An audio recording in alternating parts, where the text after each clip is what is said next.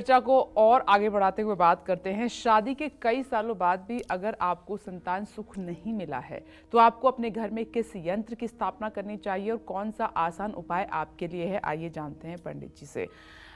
संतान सुख की प्राप्ति के लिए क्या करें पंडित जी? देखो, बहुत से दोष ऐसे होते हैं जो संतान सुख के लिए बाधक होते हैं। 16 प्रकार के दोष शास्त्रों में कहे गए हैं, जैसे सर्प शापा सुच्छ योग। अगर आपने पूर्व जन्म में नाग हत्या की है तो इस जन्म में आपको संतान का सुख नहीं मिलेगा। पितृ शापा सुच्छ योग। अगर आपने पिता को सताया है तो इस जन्म में संतान सुख नहीं मिलेगा। मातृ शापा सुच्छ योग। माता को सताया है तो संतान सुख नहीं मिलेगा। भातृ शापा सुच्छ योग। भाई को सताया है तो संतान सुख नहीं मिलेगा। भगनी शापा सुच्छ योग। बहन को सताया है तो सुख नहीं मिलेगा। गुरु शापा सुच्छ योग। गुरु के साथ अगर आपने गलत किया है तो संतान सुख नहीं मिलेगा। मातुल शापा सुच्छ योग। मामा के साथ आपने गलती की है तब संतान सुख नहीं मिलेगा। इस तरह के 16 प्रकार के मतलब की चीज़ बताई गई है जिससे संतान सुख नहीं मिलता है। और इसके उपाय भी बृहद पाराशर होरा शास्त्र में महर्षि पाराशर ने लिखा है कि कौन सा योग होने पर संतान में प्रतिबंध का योग बनता है और उसको प्राप्त करने के लिए क्या उसके उपाय हैं। ये बृहद पाराशर होरा शास्त्र में विस्तार से लिखा गया है, जो इस 1 घंटे के कार्यक्रम में बता पाना मेरे लिए असंभव से ज़्यादा असंभव है। लेकिन अगर कोई मामूली कारण है और आप संतान सुख से वंचित हैं तो आप पति पत्नी दोनों को 1 वर्ष तक एकादशी का व्रत करना चाहिए। लेकिन अकेले पत्नी नहीं कर सकती व्रत, पति पत्नी दोनों करें। और विशेष रूप से अगर पूरा साल नहीं कर सकते तो पुत्रदा एकादशी का व्रत जरूर रख लें।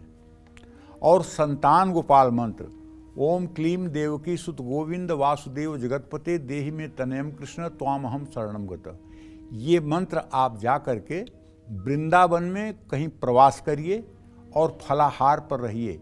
और वृंदावन की 14 किलोमीटर की परिक्रमा है, उस परिक्रमा मार्ग पर यही मंत्र पढ़ते हुए ओम क्लीम देवकी सुत गोविंद वासुदेव जगतपते देहि में तनयम कृष्ण त्वामहम शरणम गत रोज 1 परिक्रमा करिए।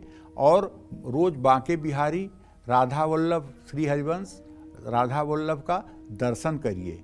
और वहाँ जो भी आपको याचक या जो भी ज़रूरतमंद लगें उनको कुछ दैन्य भाव से एकदम मतलब अहंकार का त्याग करके उनकी कुछ सेवा करिए।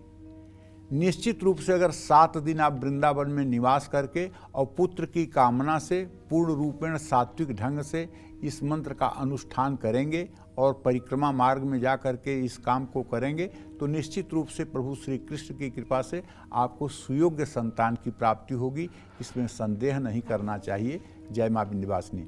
हाँ, प्रसिद्ध ग्रंथ बृहद होरा शास्त्र के अनुसार सर्प शापा सुच्छ योग, पितृ शापा सुच्छ योग, मातु शापा, तो जो मैंने बताया आपको प्रेत शापा सुच्छ योग, ये बहुत सी बाधाएं आती हैं। इनका निराकरण तो कुंडली देख करके व्यक्ति के बारे में बताया जाता है। पितृदोष के कारण अगर संतान सुख मिलने में देरी हो रही है तो सूर्य देव की उपासना करना चाहिए। हर दिन घर में बनी पहली रोटी गाय को खिलाना चाहिए। सर्प श्राप से मुक्त होने के लिए नाग पूजा करनी चाहिए। 5 ग्राम सोने का नाग किसी ज्योतिर्लिंग में चढ़ाना चाहिए। किसी लड़की की शादी में कन्यादान करना चाहिए। मातृशाप से मुक्त होने के लिए गायत्री मंत्र का जप करना चाहिए। पीपल के पेड़ की परिक्रमा करनी चाहिए। भातृशाप से मुक्त होने के लिए हरिवंश पुराण का पाठ सुनना चाहिए। पीपल का पेड़ लगाना चाहिए, उसमें जल चढ़ाना चाहिए। मातुल श्राप से मुक्त होने के लिए भगवान विष्णु की प्रतिमा किसी मंदिर में स्थापित करवानी चाहिए। प्याऊ लगवाना चाहिए। ब्रह्म श्राप से मुक्ति के लिए चंद्रायण व्रत करके गोदान करना चाहिए। पत्नी श्राप से मुक्ति के लिए किसी लड़की की शादी में कन्यादान करना चाहिए। प्रेत शाप से मुक्ति के लिए पितृपक्ष में पितरों को तर्पण करना चाहिए, श्राद्ध करना चाहिए, गौदान करना चाहिए। लग्न कुंडली में अगर पंचमेश पीड़ित है तो उनकी आराधना करनी चाहिए। ये सब ऐसे उपाय हैं जो आपको संतान प्राप्ति में सहायक हो सकते हैं। जय माँ विंध्यवासिनी। दर्शन 24 यूट्यूब चैनल को लाइक करें, शेयर करें और सब्सक्राइब करें।